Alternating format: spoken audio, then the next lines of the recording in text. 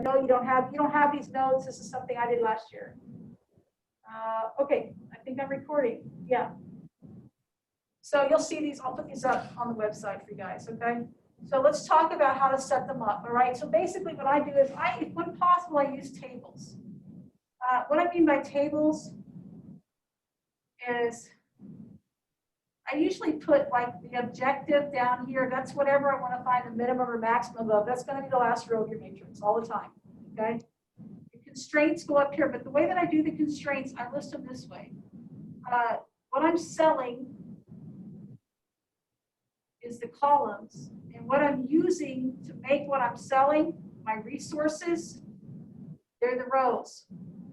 Okay, so that's how I set up a table. All right. So when I read this problem like this, there's a lot of numbers. You want to make sure you use all the numbers they give you. So let's kind of, I'm going to show you how you put it in a table. All right. So it says a convenience store sells 23 sodas one summer in the afternoon in 12, 16, and 20 ounce cups. Large. Total volume of soda sold was 376 ounces. Suppose the prices for small, medium, and large. There's our prices. All right. And the total sales were blah blah, 28.45. How many of each size did the store sell? Now, this is not linear programming, but you can use this to set up a table, which I want you to get used to. All right. So what am I selling? I'm selling sodas in small, medium, and large, right? So those are my variables. I'm going to call them X, Y, and Z. Does he use that, or does he use X1, X2, X3? Okay.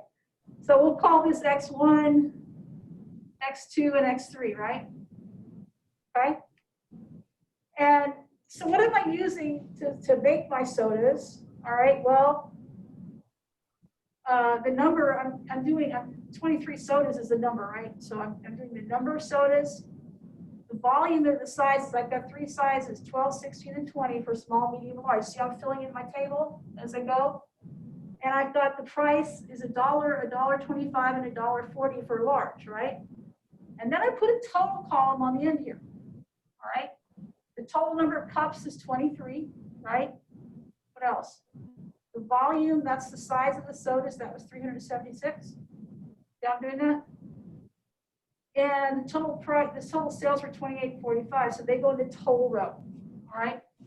So if you set up the columns like this, by columns, by rows, you can just read across the columns and you've got all your constraints. So I know that, what is this, x1 plus x2 plus x3, well, I only have 23, right? So it has to be less than or equal to 23, right? Because that's all I got is 23 cups. All right, and then I know that 12, I'm just going to multiply by x1. So 12x1 plus 16x2 plus 20x3 is less than or equal to 376. See, I'm just reading right across the rows. All right. And then this one, the price, I have 1x1 plus 1.25x2 plus 1.40x3 is less than or equal to 28.45. So these are all my constraints right there in the table. Okay. So what I do with simplex tableau, what I'm making or what I'm selling goes on the top, and what I'm using goes on the sides, and then I can just read across the rows to get the equations. Okay. All right. All right. And they wrote the equations. Okay. Now, do you understand what a slack variable is before I do anything else? Okay. I mean, I know it's the leftovers, all right? So like I have 23 cups available, right? If I use 21, I've got 2 left over. So I have a slack variable for the number of cups that are left over. I would have a slack variable for the volume of soda I have left over, and a slack variable for the price of for whatever money I have left over. So slack variable is a leftover, okay?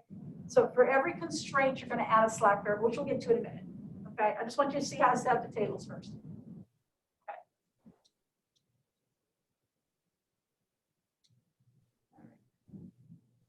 All right. I'm going to clear this. All right, so we're gonna set up a table. See, sometimes they give you the tables and they're already there, and this is an example where they did that. Okay, so let's take a look at it. Okay, And in which case, all I have to do is add the totals. So according to an agricultural report, do you guys mind if I take this off? You're 20 feet away from me. Okay, thank you. Okay. The amounts of nitrogen, phosphate, and labor per acre needed to grow 3 different vegetables are given by the following table. All right, so I'm selling 3 vegetables, vegetable A, vegetable B, and vegetable C, right? They're on the top, and I'm the nutrients in the soil were as follows, okay? So vegetable A is 120 whatever nitrogen pounds per acre, okay? So then it lists some other things, 280 acres, that is a total, right? So I'm gonna, now, I don't have a total, so this is the number of acres. That's really probably my objective. We'll see. 280 acres total. He has 39,000 pounds of nitrogen, so that's a total. I'm going to make a total column. 39,000. Okay, got that. 32,400 pounds of phosphate. And 1,300 hours of labor available, all right? And we're gonna let this be X1, X2, and X3 just to get you guys used to that, the notation that he uses rather than X, Y, Z. All right, so pretty much I can just read across and get my equations. I've got 4 constraints here, all right? So I can say that I'm just reading across the rows, 120 X1 plus 150 X2 plus 170 X3 is less than or equal to 39,000. That would be my first constraint. All right, second row, 140 X1 plus 100 X2 plus 80 X3 is less than or equal to 32.4. Third row, 4.8 X1 plus 4.4 X2 plus 4.6 X3 is less than or equal to 1,300. All right. So the last one, the 280, doesn't have any numbers because it's just a total acreage, so we just add up X1, X2, X3, right? So the last row would be X1 plus X2 plus X3 is less than or equal to 280, and I've got all my constraints listed. Okay, so if you use a table, you're going to get these things organized where you can just read right straight across. All right? All right, is that all right? Okay, I will put this video online. I know I didn't give you these notes, but I really wanted to get back to this. All right, are we okay? You guys okay online? Yeah? All right. All right, so now, I don't want to do that. Do I want to do that one? Oh, no, I'm going to skip that one. We're going to go to this one. All right. So now we're going to fill in the table, right? We're going to kind of wean ourselves away from the table to the point where we're making the tables. All right. So we're going to read the problem. A small pottery shop makes 2 kinds of planters, glazed and unglazed. That's what I'm selling, right? So those go on the top of the rows, the tops of the columns, right? Glazed, unglazed. Let me. There we go. All right, so glazed and unglazed, and we'll call this X1 and X2, right? Okay, to match his variables. All right, the glazed type requires 1/2 hour to throw on the wheel and 1 hour in the kiln. So I'm going to fill in the table. So my resources that I'm using are the time on the wheel and the time in the kiln. So those go on the rows here. So a 1/2 hour on the wheel for the glaze, that goes right here. And an hour in the kiln. See, I'm filling in the table. All right, for the glaze. The unglazed takes an hour to throw on the wheel, so that would be right here, and 6 hours in the kiln, that goes right there. Okay.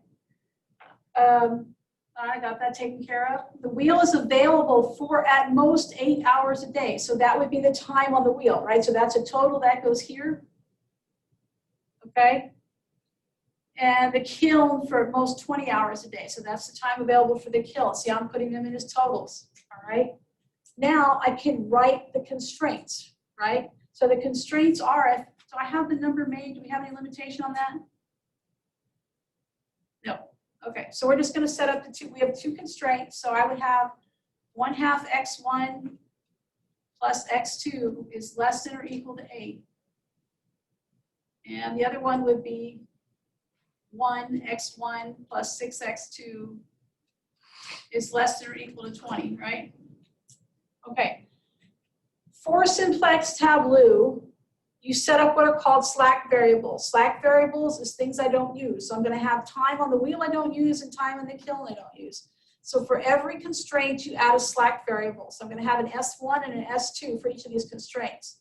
So for simplex tableau, I'm just going to write ST. I would write 1/2 x1 plus x2 plus the first slack variable, I call it S1, equals 8. All right, so with whatever left time I have left over on the wheel would equal 8 hours. Okay. For the second guy, it'd be 1x1 plus 6x2 plus another slack variable. That would be the leftover time in the kiln. That would be S2. And that's going to equal 20. Right? And so those will be the equations I would use for my augmented matrix, or two of them anyways. All right. Is that okay?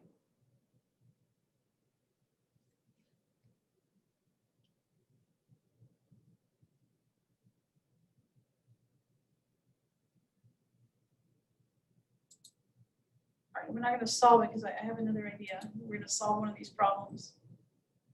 Okay, so now what I have here is I have an actual simplex tableau problem. All right, so we're going to walk all the way through this. All right, and we're going to talk about how to set it up, and then maybe a little bit about reading the matrix once I get one reduced. All right. So it says a furniture manufacturer makes two types of furniture, chairs and sofas. That's what he's selling, right? So that goes on the top rows or columns. So I'm going to make a table. Chairs, sofas, and total. And I'm going to call chairs X1 and sofas X2, right? All right. The production of the sofas and chairs requires 3 operations: carpentry, finishing, and upholstery. So that's what I'm using to make them. They go on the rows, right? So we have carpentry, finishing, and upholstery. I don't know how to spell that. Upholstery. Okay, there we go. All right, so I've got a table now, right? Make my table. I'm going to fill my table in. Okay. All right, so I got that. All right, manufacturing a chair requires 3 hours of carpentry. This is a chair, 9 hours of finishing, and 2 hours of upholstery. So I'm going to fill in all those numbers. So chair is here, 3 hours of carpentry, 9 hours of finishing, and 2 hours of upholstery. Okay, all right, so I just filled it in. All right, manufacturing a sofa requires 2 hours of carpentry, 4 hours of finishing, and 10 hours of upholstery. There we go. All right, so there's my sofa. Okay, got that. The factory has allocated at most 66 hours of labor for carpentry. So that goes here, that's a total. All right, at most, that means less than 180 labor hours for finishing. So that goes here. It's a total. And 200 hours for upholstery. So that's another total, right? Those are all your constraints. And now I can just read across and get my constraints. So my constraints would be, let's see, 3x1 plus 2x2 is less than or equal to 66, right? Then 9x1 plus 4x2 is less than or equal to 180. And then 2x1 plus 10x2 is less than or equal to 200, right? So those would be all my constraints, okay?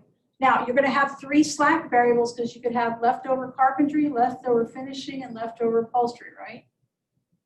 All right, so, let's finish out the word problem. The profit per chair, I'm going to write another column. Profit. This is not an inequality. The profit per chair is $90, and the profit per sofa is $75, all right? How many chairs should we produce to maximize the profit? So this is my objective, all right? So that's what I want to maximize. So I think they call it Z for you guys. What do they call it? Yeah. So I would say Z is 90x1 plus 75x2, right? Okay. So we're going to take what I have here, and we're going to set up a simplex tableau. We're going to set up a matrix. All right. So the profit, this always goes on the bottom row. We're going to talk about that. And then we'll get there. All right. I need those equations. I need to write them down because I'm going to erase them. Let me write this down. 3x1 plus 2x2. So carpentry, finishing, upholstery, 9, 4, 180, 2, 10, 200. Profit is 90x1 plus 75x2. All right. Now let's work on how we set this thing up. So once we got all the equations, this is the hard part, right? Because I'm telling you, if you use a table, it'll help you get yourself organized. All right. What you're using on the side and what you're making on top. Okay. That's all. All right. So clear. Oh, okay. Did they not? I'm going to go ahead and show you this. All right. So to set up a simplex tableau matrix, all right, we have the following equations. I just have some space here, so I'm going to go ahead and write.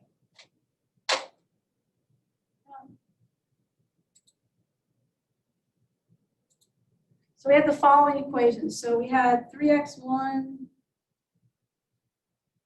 plus 2x2 is less than or equal to 66. And we had 9x1 plus 4x2 is less than or equal to 180. And we had 2x1 plus 10x2 is less than or equal to 200. These are what they call the constraints. The objective is 90x plus 75x1 plus 75x2. That's what I want to maximize, okay? And that goes in the bottom row. So to set up the matrix, you're going to introduce slack variables. You're going to have 3 of them because you have 3 constraints, all right? So what you're going to set up is 3x1 plus 2x2 plus the first slack variable has to equal 66. So you turn them into inequalities by adding a slack variable. The S1 is what's ever left over of the first row, whatever that was. It was a carpentry. All right, so the second equation becomes 9x1 plus 4x2 plus the second slack variable, I'll call it S2, equals 180. So you add a slack variable for every constraint. So 2x1 plus 10x2 plus the third slack variable equals 200, right? Okay. Now, for your objective, all right, this is what they call Z. It's what you want to maximize, all right? So to set this into the matrix, you're going to move the stuff over and set it equal to 0. So this stuff over here is going to become negative. So what you do is you move them over there. So it becomes negative 90x1 minus 75x2 plus Z, right, equals 0. All right, so that equation must be set to 0. All right, so now we're going to set up the matrix. So the matrix, the way that I do it, I label all my variables. So we have x1 and x2, the x's come first, then the slack variables. I've got 3 of them.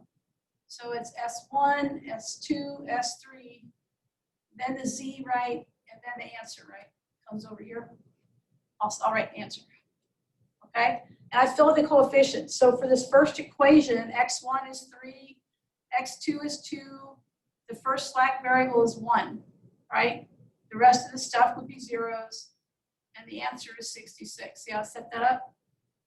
That's the first one. The second one, x1 is 9, x2 is 4. Let's see, S1 is 0, S2, now I got S2, so that's 1. And these are 0, and the total is 180. Okay? That's that row. Next row, 2x1, 10x2, and S3. So 0, 0, 1. S3 is 1, and the total is 200. If you've done it right, you'll see at the end the ones are kind of running down diagonally. That should happen. All right, and at the very last row is going to be where this objective goes. All right, so you're going to put in negative 90x1 and negative 75x2, 0, 0, 0, and Z is 1, and this is 0. All right. Once you have this matrix set up, now we use that program or that website. All right. So do you have to pick pivot things on your website? Okay. So to pick a pivot, you're going to pick the most negative one on the bottom. So which number is the most negative one? 90. So that would be your pivot column. Okay. To do the pivot rows, you're going to divide the answer by x1, and whichever one is the smallest positive one is the one you want. Okay. So I'm going to take 200 divided by 2, and that would be 100, right? 180 divided by 9 is 20. Is that right? Okay. And then I'm going to do 66 divided by 3 is 22. So which one's your smallest positive number? The 9, right? So 180 over 9. So we're going to pick this one. So the pivot thing, the thing that I'm going to pivot around is 9, right? So in the program, you're going to tell it it's row 2, column 1, and it'll pivot. All right? Now your program spits out a final answer, or you have to keep going until you get no negatives down here. You don't know yet. Okay. All right. Well, I'm gonna pivot. I have the program for the calculator. I'm gonna run it real quick, and because I want to talk about how to read them. All right. Is that all right with setting up? So if you had the answer, x1 would equal 20, or x1 would equal 9. What do you mean by 20? Because you divided 180 divided by 9. Right. So to figure out the pivot row, all right, you take the answer divided by the pivot column, you divide them all. And whichever one is the smallest one, that's what the matrix is going to pivot around. So you're going to just tell the program, I'm going to pivot around row 2, column 1, and the program will do the work for you. And you're going to take it on faith it's doing the right thing, because you don't have any idea why this works, right? Yeah. Okay, and you will not. I looked it up, and it was like calculus to the max. See, I couldn't even understand it. So I was like, all right, we can't really tell you why, but we're just going to tell you this is a recipe you follow, and if it works, it works, okay? All right, because I can't. I don't understand on our one thing it says what's x1, x2 is what is it equal? That's right. Okay, so that is what you're making.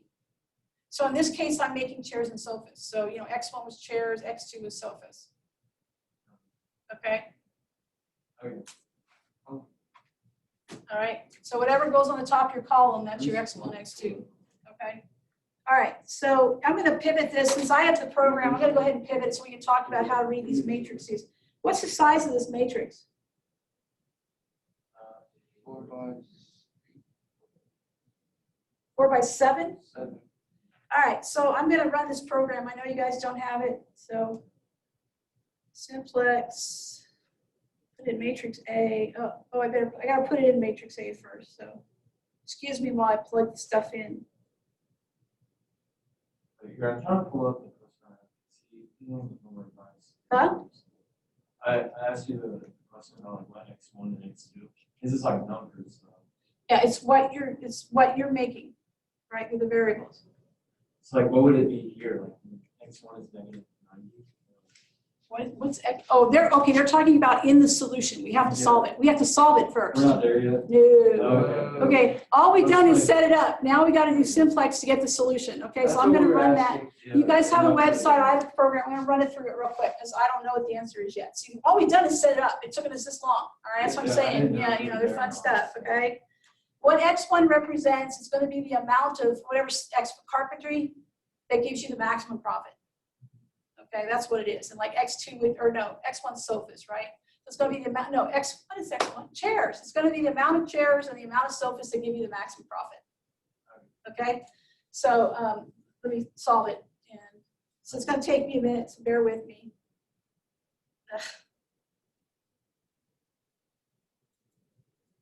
A is a 4 by 7. I hope it's solvable. I never really solved this one before. All right, 3, 2, 0, 0, 0, 66, 9, 4, 0, 1, 0, 0, 180, 2, 10, 0, 0, 1, 0, 200, negative 90, negative 75, 0, 0, 0, 1, 0. Okay. All right, I've got it into my program. I'm going to tell it to pivot about row 2, column 1.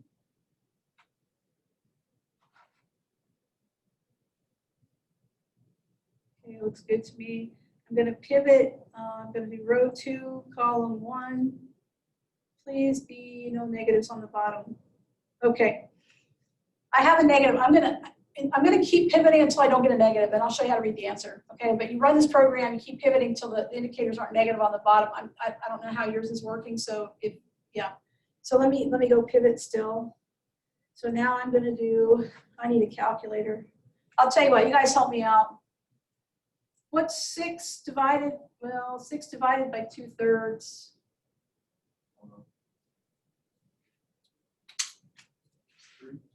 6 divided by 2/3. Okay, good.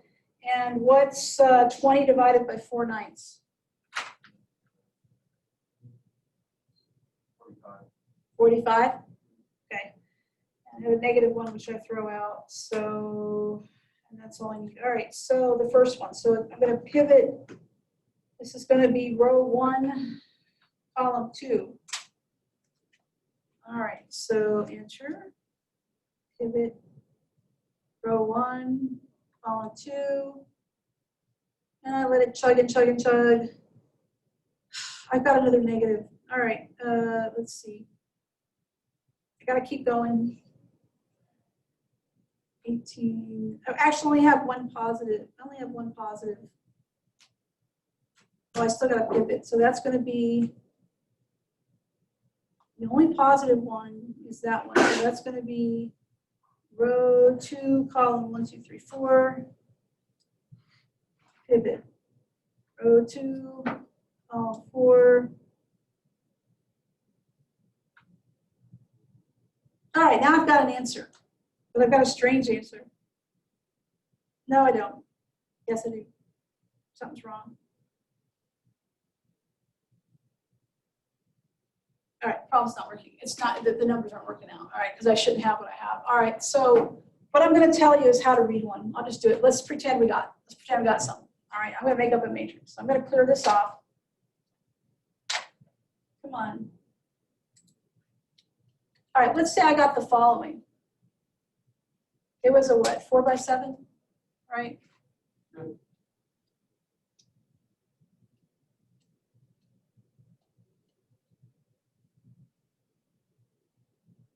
I can kind of make it up from this. 1, 2, 3, 4, 5, 6.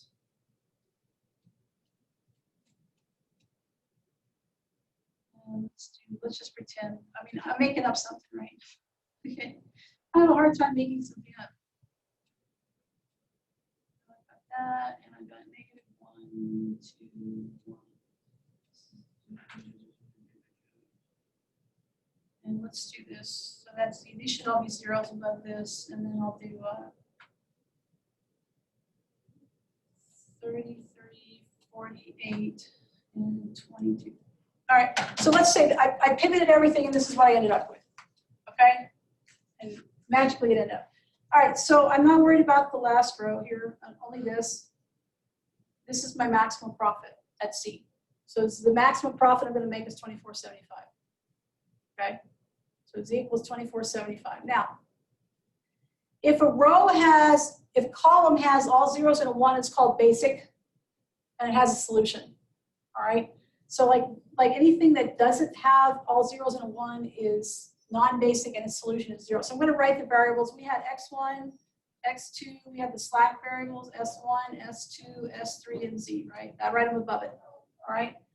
So this first column, that corresponds to the first variable. That's x1 in the first row. So I go over here. X1 is 33. So this tells me if I make 33 chairs, I will maximize my profit. All right, so x1 is 33. Now, this guy here does not have all zeros and a 1, so he's 0. Anything that doesn't have all zeros, this was a positive 1. Anything that doesn't have all zeros and a 1 is 0, so x2 equals 0. So what that tells me is I'm making no sofas, all right? Only chairs. On the bottom row? The bottom row, the only thing I care about in the bottom row is right here. That's my profit. So that x1, that very bottom one was like a 5. Did you still use x1? Yeah, you don't care what the bottom row is. Okay. Okay. All right, so this one here, so this one's a basic column. So that tells me that the slack variable S1 is 48.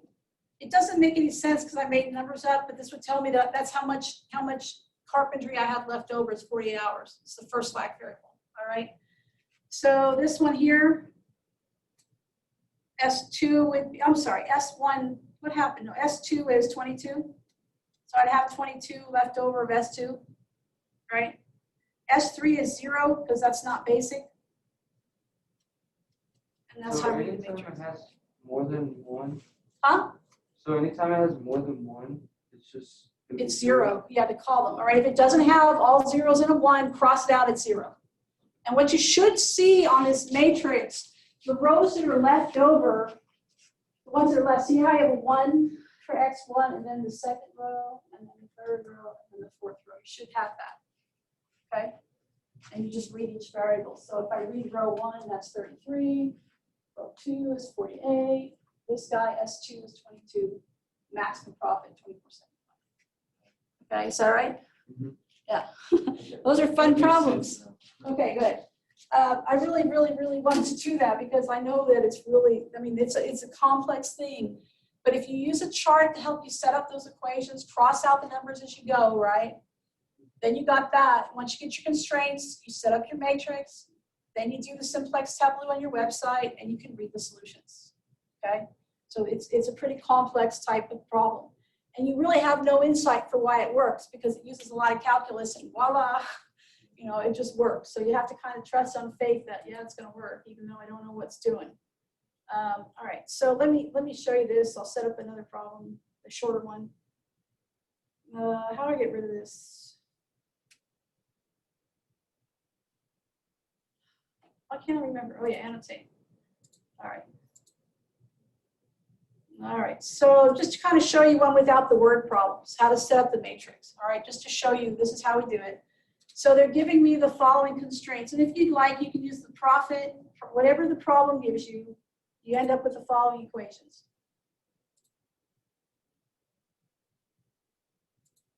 All right, so we'll put it in X1. The profit is 3X1 plus 5X2. That's what you want to maximize. That's your objective. So that's going to go on the bottom row of the matrix. Okay. Now, here's all my constraints, right?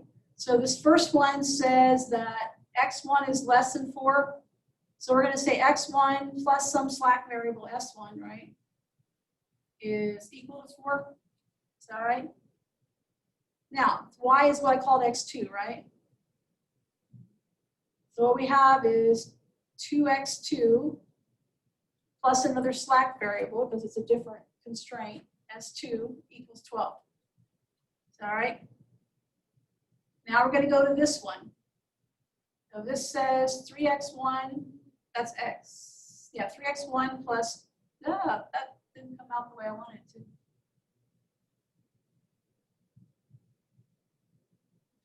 And let's try that again. All right, so this front says 3X1 plus 2X2 plus another slack variable S3 equals 18. So I introduce a slack for every constraint.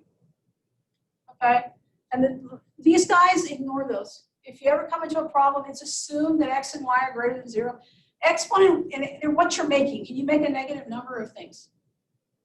No, so these are assumed, so ignore them.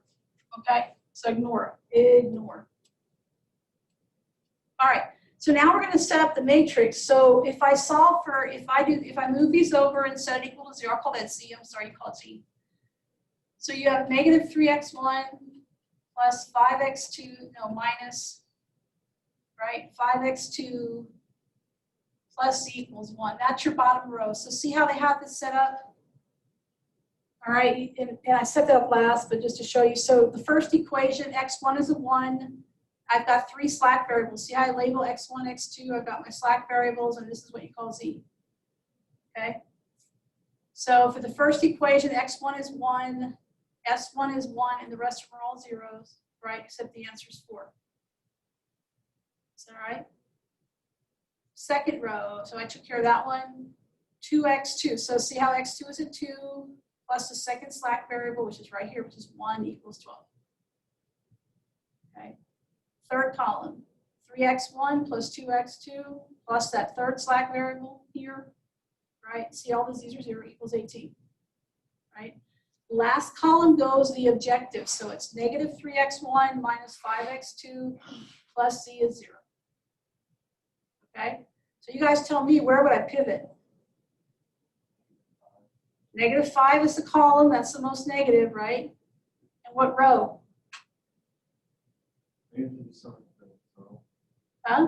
I have to do something with the total. You take the total and you divide it by the numbers.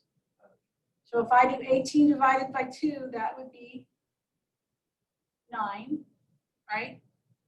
12 divided by its number would be 6, right? Be careful of this one. 4 divided by 0. You know you can't divide by 0 because that's infinite, so you can't use that one. All right? So you pick the smallest one. So this is the pivot row, right? So you're going to pivot around row 2, column 2. Okay, you understand what I'm dividing? The answer by the column. Okay, and pick the smallest positive one. If it's negative or infinite, throw it out. All right. Is that okay?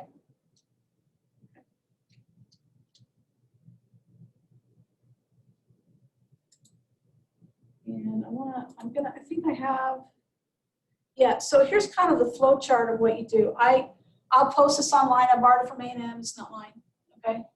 All right, so when you're doing these matrices, you're gonna write the optimization problem with the slack variables and get your matrix, all right? That's step 1, right? Now, step 2, look for a negative indicator in the bottom row. If there's no negatives, you're done, all right? Then you have the solution, all right? If there are negatives, pick the most negative column, that's your pivot column, right? And if there's no positive elements left in the column above the dash line, then there's no solution. That's what I was getting on the other problem. You're going to pick the pivot row, right, to get the pivot element. And you go back and you keep repeating this over and over and over again until everything above the line is positive, above the bottom line. And you have your answer. Okay? Now, I don't know with your website if it does the steps like for you, or you have to tell it each time to pivot or not. That's something you'll have to look at. Okay, because I don't know what website he's using. All right, so let's read the solution. All right, so this is a finished matrix. All right. So let's read it. So first thing I do is look for the ones that are not 0. So which columns aren't basic? S2 and S3, right? So we know that they're 0. Okay.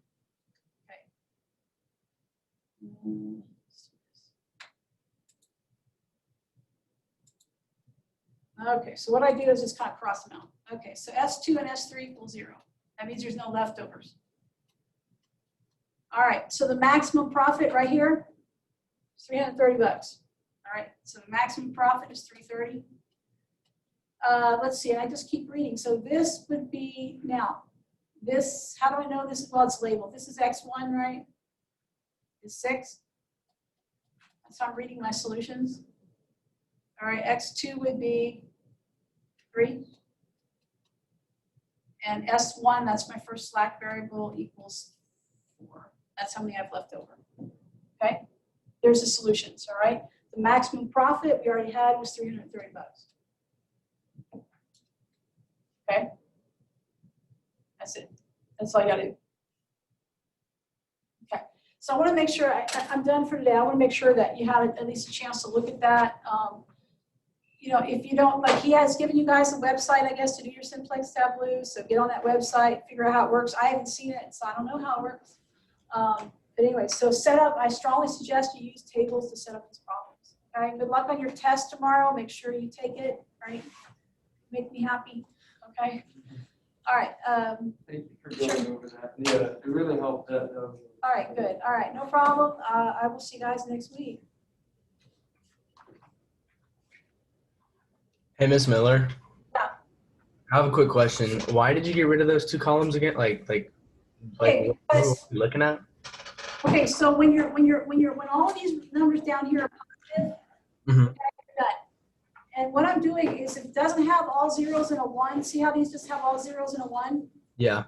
Those are what they call basic. They give you solutions. Anything that doesn't have that, see these don't have all zeros and a one? Yes. So that, they're zero. So Okay. I know that the variable S2 and S3 are both zero because they're not basic. They're not all zeros and a one. Okay. It doesn't end up like this, it's zero. All right. Yeah, sounds good. All right. Thank you. Sure.